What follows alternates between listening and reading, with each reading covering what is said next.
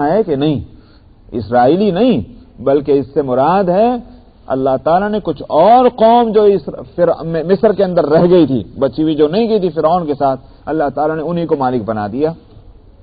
فرعون اور اس کے جو وزیر وزراء اور کمانڈرز اور بڑے بڑے اعلیٰ درجے کے ملٹری کے افسران وہ سارے سمندر میں ڈوب گئے، تو جو اب بقیہ شہری رہ گئے تو ان کو مالک بنا دیا اللہ تعالیٰ نے، غریب غربا کو۔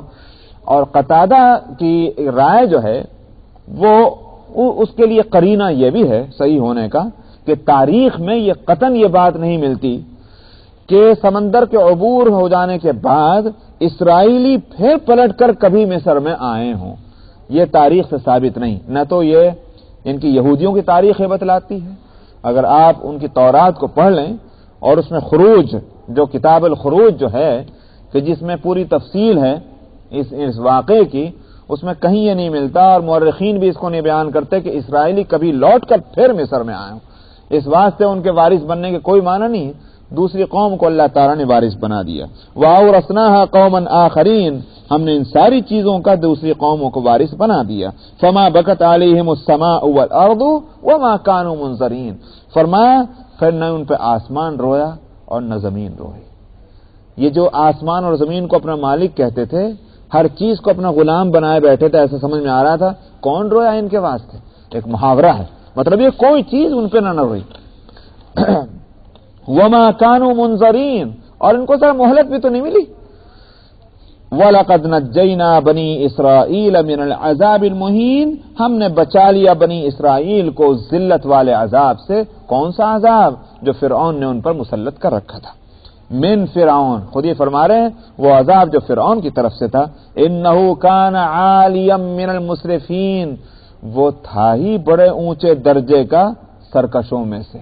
یہ عالین اونچے درجے کا اس لیے کہا گیا فرعون کو کہ وہ تو اگر فرعون تھا تو واقعی وہ تھا، تم تو فرعون بھی نہیں ہو، تو تم کہاں کو عقل دکھا رہے ہو؟ جب فرعون کی کچھ نہ چل سکی تمہاری کہاں سے چلے گی؟ جو واقعتاً بڑے درجے کا انسان تھا، طاقت تھی، قوت تھی، حکومت تھی، ساز و سامان تھا، تمہارے پاس تو وہ بھی نہیں۔ تو عالین سے کہہ کر کے دراصل ان پر ایک طنز کرنا ہے مشرکین پر۔ وَلَقَدْ اخْتَرْنَاهُمْ عَلَى عِلْمٍ عَلَى الْعَالَمِينَ، اور اسرائیلیوں کو ہم نے سارے جہانوں پر اپنے علم اور معلومات کی بنیاد پر ہم نے ان کو چنا تھا، اپنے اس بات کے لیے کہ ان کو فرعون کے عذاب سے بچایا جائے۔ یعنی یہ کہ کوئی ایک محض آئیڈیا نہیں تھا، بلکہ ان کے اندر کچھ باتیں وہ تھیں کہ اس زمانے کے دوسرے انسانوں کے اندر وہ باتیں نہیں پائی جاتی تھی، اس لیے ہم نے ان کو منتخب کیا اور ان کے ساتھ ہم نے مدد کی تھی۔ مراد یہ ہے کہ یہ کوئی وراثت نہیں ہے کہ صاحب باپ کی وراثت بیٹے کو اور بیٹے کی پوتے کو اور پوتے کی پڑپوتے کو یہ ملے، لہذا یہ ہمارا اختیار ہے، ہم اپنے علم کی بنیاد پر کسی وقت کسی قوم کو منتخب کرتے ہیں، کسی وقت کسی قوم کو۔ اس لیے اگر آج ہم نے نبی کریم صلی اللہ علیہ وسلم کی بعثت کے واسطے قریش اور قریش میں سے بنو ہاشم کا ہم نے انتخاب کیا ہے، اور انبیاء علیہ الصلوۃ والسلام کا جو سلسلہ اسرائیلیوں میں چلا رہا ہے اس کے بجائے نبی آخر الزمان کو ہم نے مکے والوں میں ہم نے پیدا کیا، تو ہمارا اپنا انتخاب ہے، یہ کوئی ترکے والی چیز نہیں وراثت کی کہ جس کو وراثت میں دی جائے۔ اس لیے فرمایا کہ وَلَقَدْ اخْتَرْنَاهُمْ عَلَى عِلْمٍ عَلَى الْعَالَمِينَ، ہم نے ان کا انتخاب بربنائے علم کیا تھا سارے جہانوں پر۔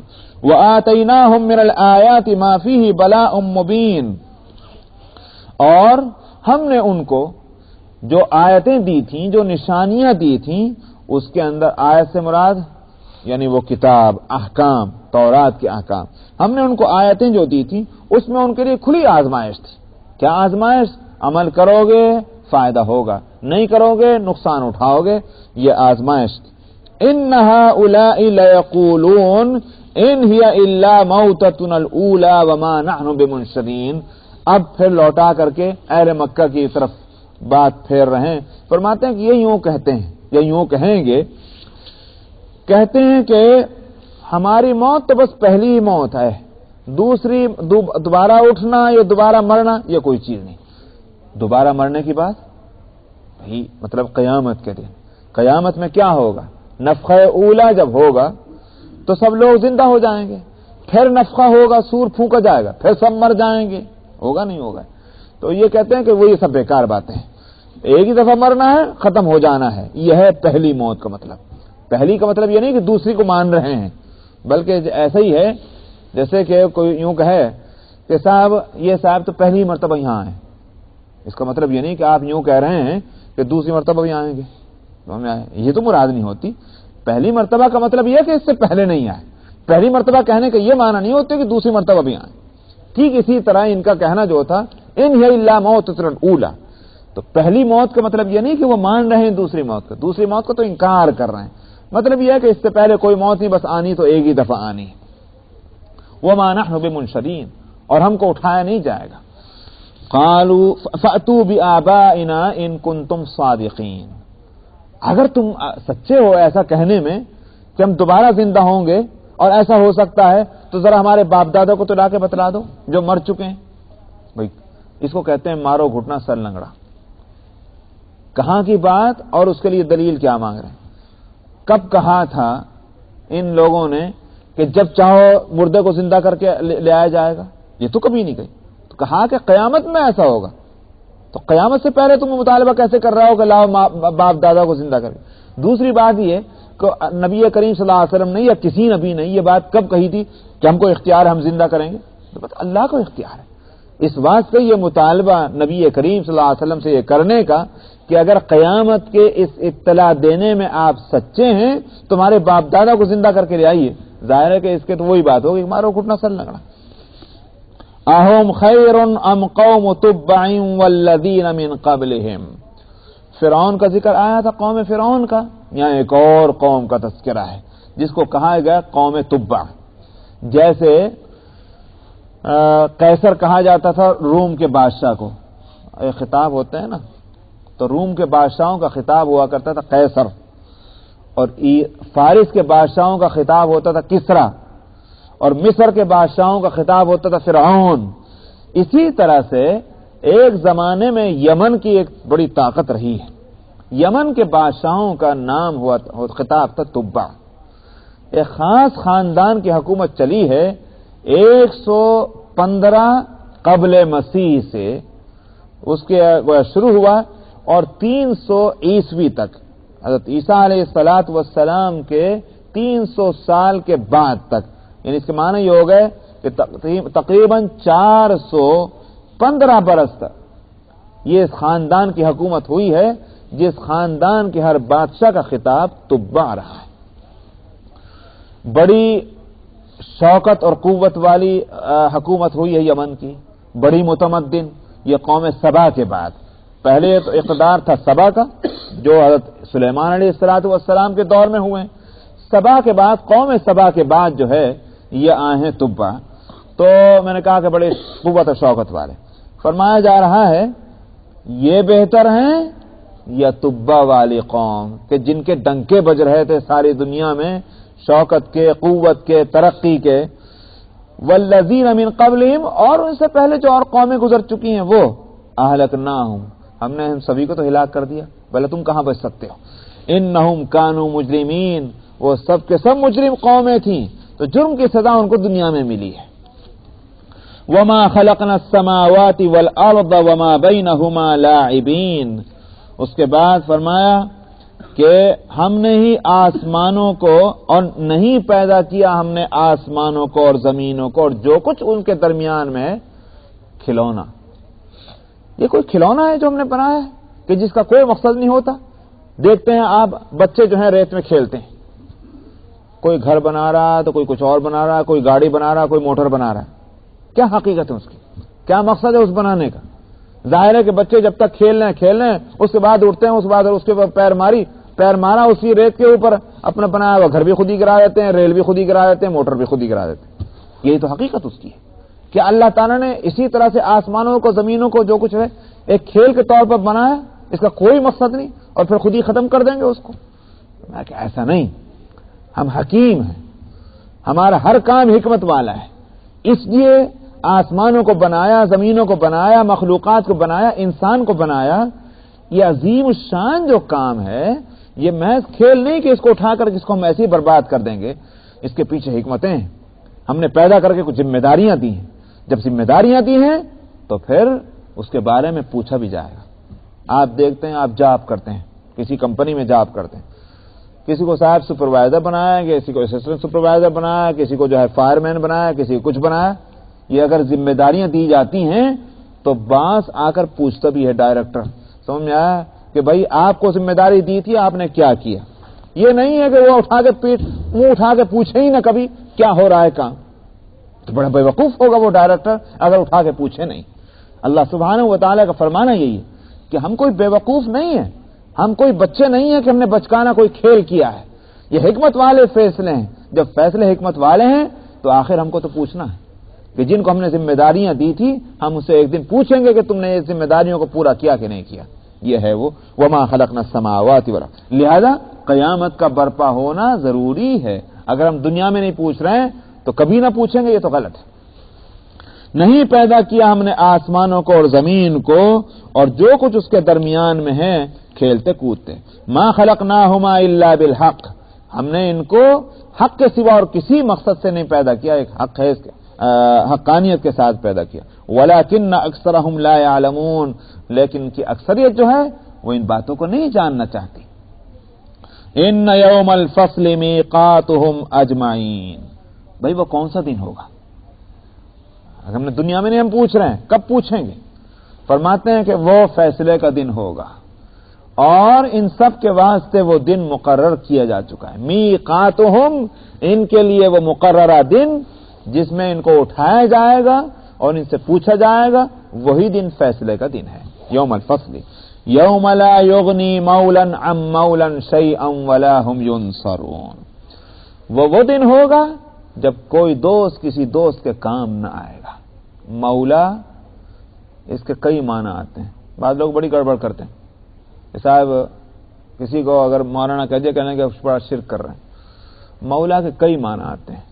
مولا کے معنی آقا کے بھی آتے ہیں، مولا کے معنی غلام کے بھی آتے ہیں، اور مولا کے معنی دوست کے بھی آتے ہیں، کیونکہ ولایت اس کا روٹ ورڈ ہے. ولایت کے معنی آتے ہیں دوستی کے. اللہ ولی الذین، اللہ دوست ہیں. تو اصل میں ولایت جو اس کے معنی دوستی کے ہیں. اسی مد میں غلام کو بھی مولا کہتے ہیں، اس لیے کہ اس سے زیادہ کون اس کا ہمدرد ہوگا یا وہ قریب ہوگا. آقا کو بھی کہتے ہیں اور محض دوست کو بھی کہتے ہیں. یہاں دوست. یوم لا یغنی مولا، وہ دن ہوگا کہ کوئی دوست کسی دوسرے دوست کے ذرا بھی کام نہیں آئے گا. ولا هم ینصرون، اور نہ کہیں باہر سے ہی کسی کی ان کی مدد ہو سکے گی. الا من رحم اللہ، سوائے ان کے جن پر اللہ ہی مہربانی فرمائے تو بے شک انہی کی وہاں مدد ہو جائے سو ہو جائے. انہ هو العزیز الرحیم، بلا شبہ وہ غالب ہے اپنے فیصلے میں اور مہربان ہے. اس کا مطلب یہ کیا ہے؟ قیامت میں یہ جو ساری ہولناکیاں ہوں گی تو اللہ کا غضب ہے، مگر غضب کے ساتھ اللہ تعالیٰ مہربانیاں بھی فرمائیں گے. یہ نہیں کہ غصہ چڑھ گیا تو اب اللہ میاں ٹھنڈے ہی نہیں ہو رہے، یہ بات نہیں ہے. اللہ کا یہ فیصلہ قیامت میں یہ بھی برپناہ رحمت ہی ہوگا کہ جو عذاب کے مستحق ہیں ان پر عذاب اور جو رحمت کے مستحق ہیں ان پر رحمت ہے. ان شجرۃ الزقوم طعام الاسیم. یہاں سے اب چونکہ قیامت کا ذکر آیا، اب وہاں دو ہی طرح کے لوگ ہوں گے نا. جب فیصلہ ہو جائے گا تو اس فیصلے کے نتیجے میں دو گروپ بنیں گے. ایک گروپ ہوگا مجرمین کا، جنہوں نے دنیا میں مجرمانہ زندگی گزاری ہے، نافرمانی کی زندگی گزاری ہے. دوسرا گروپ کون سا ہوگا؟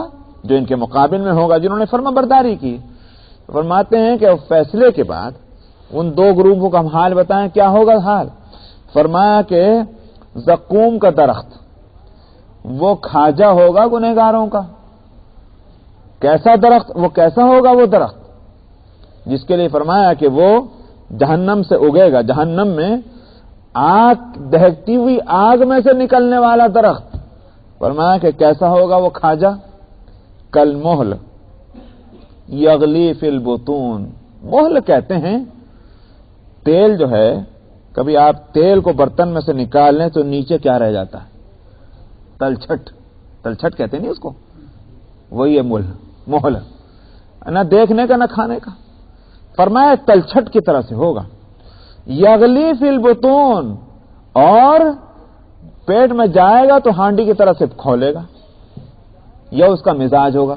معلوم ہوا کہ آتشی مادہ ہوگا کہ جہاں بھی جائے تو آگ ہی لگائے۔